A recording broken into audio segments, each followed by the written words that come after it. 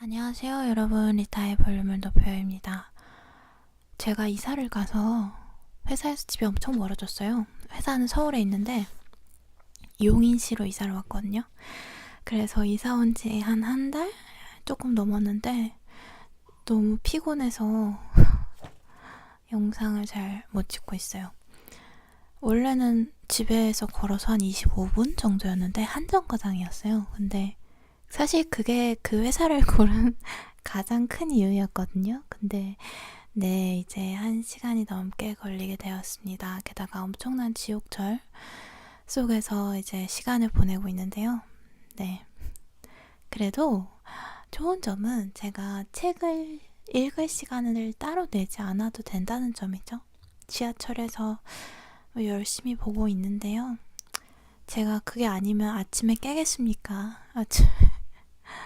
미라클 모닝을 하고 싶지만 깨려고 할 때마다 네, 아무래도 네, 아직은 그 무의식 수준까지 이제 바뀌지는 못했기 때문에 깨기가 어렵네요.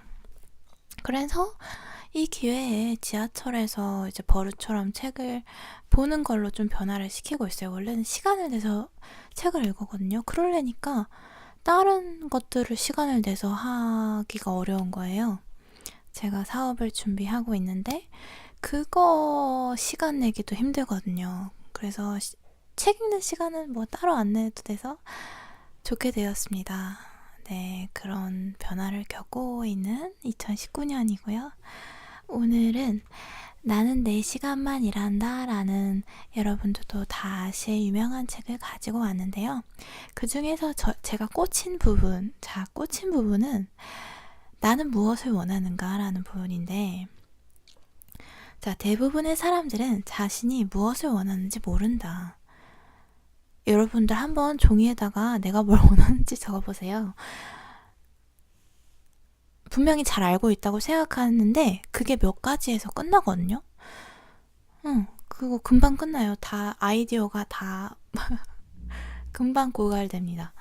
그래서 대부분의 사람들은 자신이 무엇을 원하는지 알지 못한다. 나도 내가 무엇을 원하는지 모른다. 반면 나에게 앞으로 5개월 안에 외국어를 익히기 위해서 뭘 해야 하는지 묻는다면 금방 말할 수 있다. 즉, 구체성의 문제인 것이다.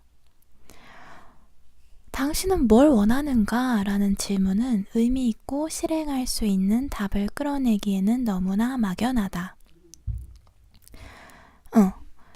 그래서 이거는 이제 혼란스럽게만 한다고 저자는 얘기하고 있어요. 그리고 우리가 노력해야 될 목표는 행복이라고 하기에는 너무 모호하고 그 행복이라는 단어의 의미가 너무 많이 이제 퇴색이 됐다는 거죠. 그러면 진짜 실제 목표를 반영할 수 있는 더 정확한 답이 있다고 저자는 믿고 있는데,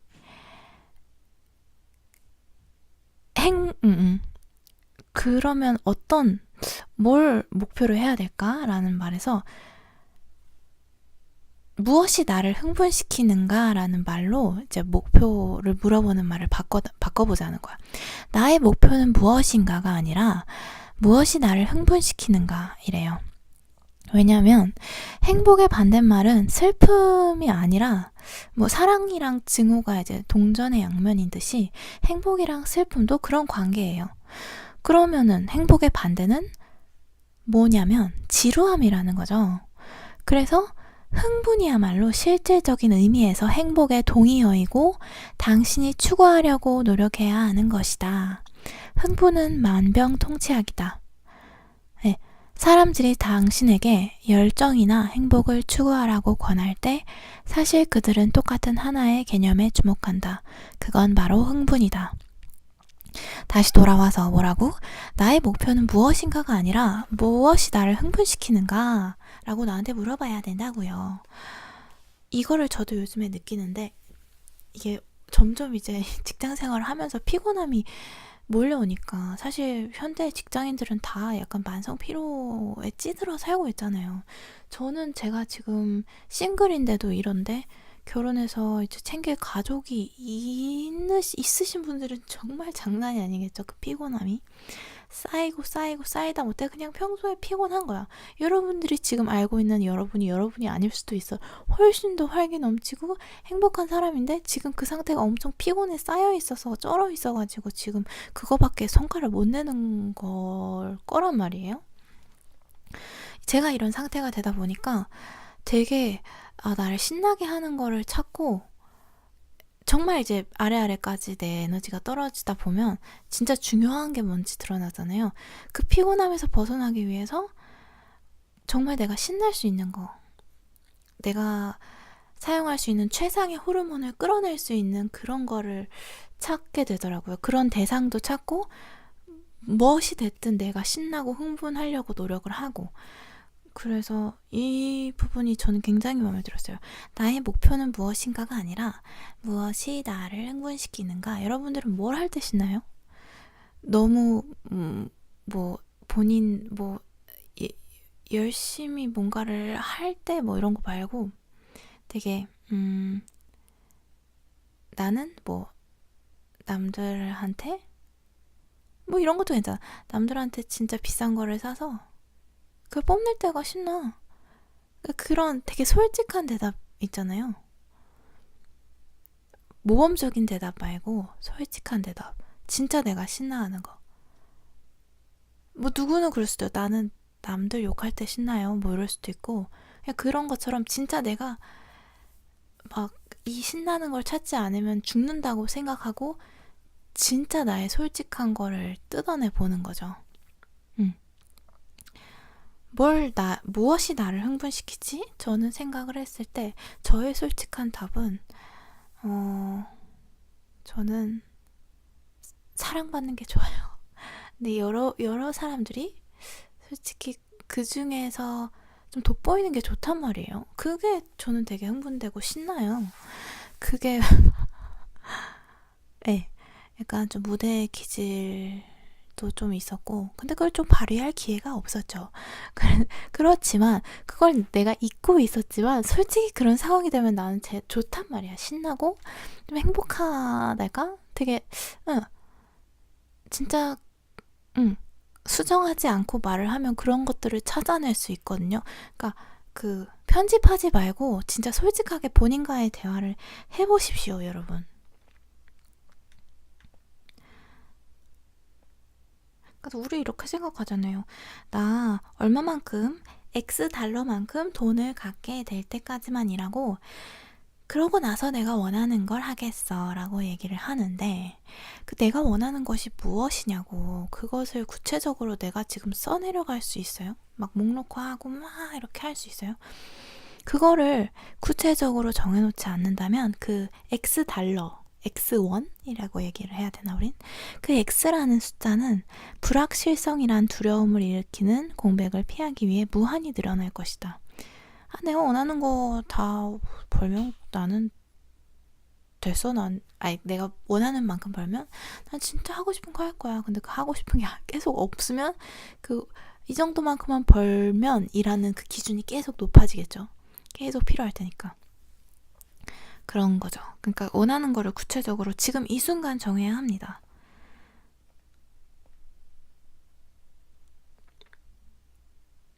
일어날 수 있는 최악의 상황은 비행기 사고나 화재가 아니다. 그것은 구제불능의 지루함을 참을 만한 일로 받아들이게 되는 것이다. 기억하라. 우리의 적은 지루함이지 어떤 추상적인 개념의 실패가 아니라는 거를. 이런 되게 질문 좋은 것 같아요. 나의 목표는 뭐지? 난 뭘 원하지? 이런 식으로 너무 구체적으로 물어보지 말고, 추상적으로 물어보지 말고, 내가 지금 현재 뭘 하면 그렇게 신나하지? 라고 상상해서 관찰로 넘어가는 거죠. 그거는 할 수 있잖아요. 나는 이럴 때 이런 감정을 느꼈는데 이런 거를 찾아보세요, 여러분. 되게 이거 유용한 말 같아서 전달을 드렸고요.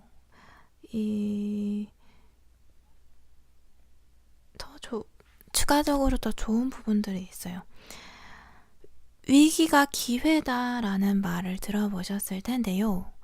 그거를 좀 더 구체적으로 이해해 볼 수 있는 얘기예요. 경제적인 하향기는 저렴한 기반 체제를 제공한다. 저렴한 비용으로 뛰어난 프리랜서를 고용할 수 있고 최저가의 광고 계약을 할 수 있다. 낙관적인 시대에는 모두 불가능한 것들이다. 그쵸?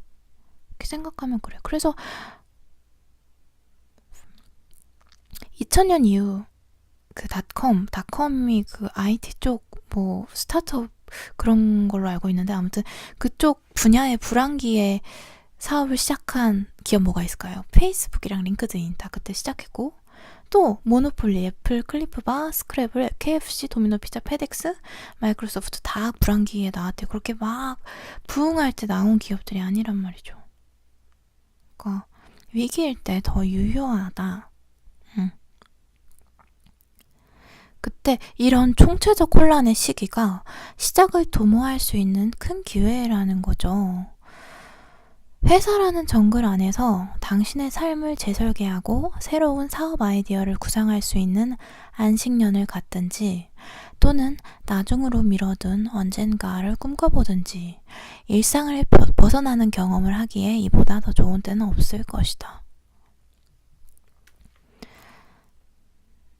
점점 더 나이가 들수록 새로운 시도를 하는 게 어려워지잖아요. 그래서 조금 빨리 하실 수 있으면 좋겠어요. 근데 그 솔직히 누가 이렇게 하셔도 돼요 하는 거는 귀에 안 들어오고 본인이 느낌이 딱 와야 되거든요. 환경에서 그렇게 딱 조정이 되거나 딱 한 방이 뭔가가 있거나 그래서 조금 그냥 내가 그런 거를 많이 느낄 수 있는 환경에 계속 노출시키는 것밖에 없는 것 같아요. 그렇지 않아요? 진짜 내가 그 한 방을 때릴 아직 그 에너지가 주어지지 않았다면 계속해서 그런 환경에 나를 계속 이렇게 환경 조성을 시켜주는 거지, 스스로한테. 그렇게 물 젓듯이 그 개구리를 끓일 때는, 이거 맞아? 개구리를 끓일 때는 서서히 불을 높여야 된다고 있잖아요. 한 번에 확 높이면은 얘가 점프해서 냄비에서 뛰쳐나가니까 얘가 좀 너무 잔인한데 저는 동물을 사랑합니다. 예시로 불을 서서히 이렇게 높여주듯이 내가 한 번에 탁 뛰쳐나갈 수 없으면 뭐 예시가 좀 이상해지고 있는데 어쨌든 서서히 그거라도 한 방이 안 되면 서서히 하루에 하나씩이라도 하다 보면 언젠가의 문제지 언젠가는 도착을 한다는 그 얘기죠. 네. 여기서 진짜 마음에 드는 말도 있었어요. 현실 세계의 상식적인 규칙들은 사회적으로 강화된 환상을 모아놓은 것으로 깨지기 쉽다. 예를 들면 중학교 졸업, 고등학교 졸업, 대학교 졸업, 취업, 결혼 이 루틴을 따라가지 않으면 너의 인생은 굉장히 불안하고 실패한 것으로 느껴지겠지. 실패한 것이지. 약간 이런 것들이 언결에 우리한테 있었잖아요. 엄청 강하게. 근데 사실 살다 보면은 그게 아니고 오히려 내가 만약 그 루틴을 따라가기 위해서 내 자신의 감정이나 어떤 내가 최대한 활용할 수 있는 것들을 활용하지 못하고 굉장히 손해를 보면서 그 루틴을 선택했을 수도 있단 말이죠. 뭐 빚을 엄청 많이 진다던가 내가 하고 싶은 그 전공을 선택하지 못했다던가 뭐 학교 타이틀 때문에 뭐 그런 것들이 있겠죠. 그러니까 우리가 상상하고 있는 사회에서 불어넣은 그런 개념들이랑 실제로는 다른 게 많단 말이에요. 그래서 여기서 이런 의미로 저는 이해를 했어요. 현실 세계의 상식적인 규칙들은 사회적으로 강화된 환상을 모아놓은 것으로 깨지기 쉽다. 그래서 만약 과거에서 내가 이 상식적인 규칙에 너무 매몰이 돼가지고 손해를 보면서 살았다.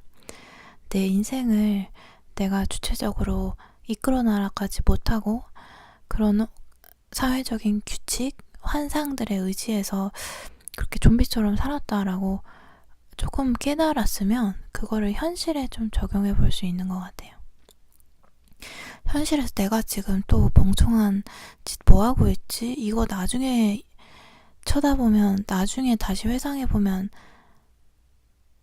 진짜 바보 같은 짓 아니야? 이거 이제 좀 볼 수 있잖아요? 어렸을 때는 어렵지만. 그래서 그거를 한번 짚고 넘어가 보죠? 짚고 넘어가 보죠.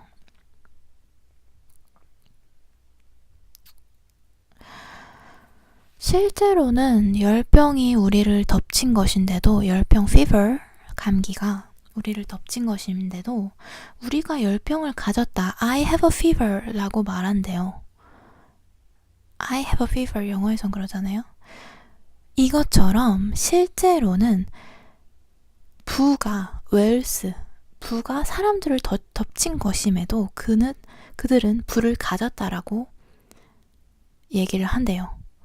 이게 좋은 예인 것 같은 게, 내가 뭔가를 이렇게 가져와야 된다고 생각을 해서 내가 어떻게 해야 된다고 생각을 하는데, 사실은 나를 그런 환경에 노출시킨다던가, 아까 얘기한 것처럼 좋은 것들이 나를 덮치게 하는 개념이라는 거죠. 내가 잘나서 뭔가 성공을 한다고 생각하기보단 내가 정말 좋은 것들이 나를 찾아왔다 라는 개념으로 조금 그거를 바꿔서 생각해 보셔도 좋을 것 같아요. 이게 제가 진짜 돈을 많이 버시는 분한테서 개인적으로 들은 얘기는, 돈을 벌려고 하면 안 되고 돈이 벌려야 한다라고 얘기를 했거든요. 예를 들어서 뭐 돈만 쫓으면 사기당하잖아요. 그리고 여자만 쫓으면 꽃뱀한테 불리고, 그런 것처럼 돈도 뭐든지 그런 것 같아요. 그러니까 그거가 주어지면 되는 거죠. 그거를 쫓아가면 결국은 그걸 가질 수가 없는 거예요. 맨날 뒷공무니만 쫓아다니니까 나한테 오게 해야지. 이건 저한테서 나온 말이 아니라 그분한테서 나온 말이기 때문에, 정말 돈을 많이 버시는 분한테서 나온 말이기 때문에 한번 진지하게 한번 생각해 보셔도 될 것 같아요. 제가 아까 읽어드린 부분, 열병을 가졌음에도 불구하고 가졌다라고 얘기하지만 실제로는 열병이 사람들을 덮친 거다라고, 이 부분이랑 연결되는 얘기죠. 그래서 여러분들이 돈을 벌어야 된다고 생각하지 마시고, 좋은 거를 쟁취해야 한다고 생각하지 마시고, 좋은 게 나를 덮칠 거야. 좋은 게 나를 찾아올 거야. 나는 모든 세상에 좋은 게 나를 통해서 이제 흘러가도록 하겠어 라고, 이걸 이렇게 만약 이쪽에 계시면 그쪽으로 이렇게 변환을 시키는 게 더 효율적일 것 같아요. 좀 더 오해가 없는 바램 같아요. 좀 사고를 열게 할 수 있는. 그렇습니다. 여러분들이 지금 일반적으로 계속 회사 다니시다가, 그러니까 저도 계속 뭔가를 다른 거를 해보려고 뭐 소셜 펀딩도 계속 시도를 하고 있고, 제 쇼핑몰을 가지려고 계속 준비도 하고 있고, 여러 가지 시도를 해보고 있는데 아직 이렇게 씨앗을 뿌리는 단계거든요. 아직 이제 수확은 안 했어요. 네. 근데 이걸 하는 이유도 이런 거거든요. 아니, 지금 계속 회사를 다니다 보면 시나리오는 그렇잖아요. 계속 일을 뭐 몇십 년 동안 하다가 은퇴한다 이건데, 이걸 원하지 않았거든. 근데 여기 되게 구체적으로 내가 얘기를 해줄게요. 은퇴는 최악의 인생 시나리오에 대한 보험이다. 은퇴 설계는 생명보험이나 마찬가지다. 우리 그거 되게 당연하게 생각하고 있잖아요. 은퇴하고 이렇게 살아가는 거. 근데 그거 아까 얘기한 깨지기 쉬운 환상, 사회적인 규칙, 사회적인 환상, 그거라는 거죠. 은퇴를 꿈꾸고 은퇴를 전제로 당연스레 살아가는 거. 그게 말이 안 되는 거라는 거죠. 생명보험이나 마찬가지다. 최악의 시나리오에 대한 예방책 이상으로 보아서는 안 된다. 여기서 최악의 시나리오는 신체적으로 더 이상 일할 수 없어가지고 생계를 위해서 저축이 필요한 경우이다. 은퇴가 목표나 마지막 보상이 되는 데는 적어도 3가지 점에서 확실한 결함이 있다. 3가지 얘기해 드릴게요. 1번, 인생에서 가장 육체적으로 왕성한 시기에 하고 있는 일을 당신이 좋아하지 않는다는 점을 전제한다. 이것은 재고할 가치도 없는 생각이다. 어떤 것도 그러한 희생을 정당화할 수는 없다. 2번, 대부분의 사람들은 나이 들어 은퇴하고 저녁으로 꽤 좋은 음식을 먹을 수 있을 정도의 생활 수준도 유지할 수 없으리란 점이다. 왜냐면 전통적인 은퇴 시점 후에 20년에서 30년 가까이 살아야 되고 또 더 살아야 되고 인플레이션으로 인해서 매년 2%에서 4%씩 구매력이 감소하는 세상에서 물가 상승률이 있잖아요. 그런 세상에서 100만 달러를 가졌다고 한들 한낱 푼돈에 지나지 않는다. 결국 노후에는 중하류 삶으로 전락하게 되는 것이다. 참으로 씁쓸한 결말이다. 우리도 연봉 안 오르면, 물가 상승률이라도 안 오르면 그건 사실 하락한 거잖아요. 실질적으로. 왜냐면은 삼각김밥은 700원에서 800원으로 오르거든, 1년 만에. 근데 내 월급이 5%도 안 오르면 그거는 하락한 거라고 봐야지, 맞죠? 근데 은퇴했을 때 모아놓은 돈 나 많이 모았어 라고 해도 몇 년 후에는 엄청 적은 돈이 돼버린다는 거죠. 그래서 나는 결국 중하류 삶을 살 수밖에 없는 거죠, 노후에.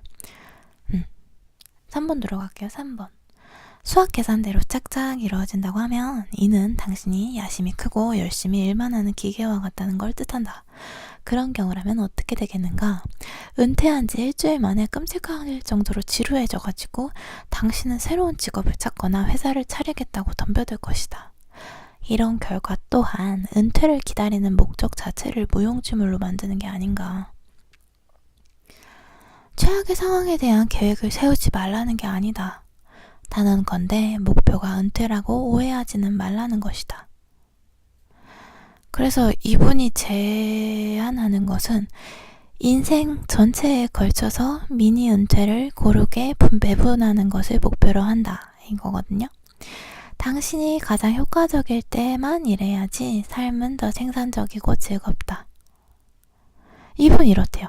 개인적으로 나는 현재 2개월 만에 업무 프로젝트마다 1개월씩 해외에서 거주하거나 탱고든 격투기든 뭐든 그 고강도의 교습을 받는 거를 목표로 하고 있대요. 30살밖에 안 된 내 친구들이 삶에 찌든 중년처럼 보이는 이유가 달리 어디에 있겠는가? 프라푸치노 커피를 3배로 마시고 엄청난 작업량을 소화하여 조기 노화를 부채질하고 생각만 해도 끔찍하다, 이렇게 써있어요. 저도 이게 약간 좀 그 아이디어란 인생 중에 떠오른 것 중에 하나인데 2개월 일하고 1개월 쉬고 뭐 이런 거 있잖아요. 내가 원하는 프로젝트들을 하면서 제가 원하는 프로젝트 중에 하나는 세계를 돌아다니면서 그분들의 알려지지 않은 이야기들을 책으로 내는 거거든요.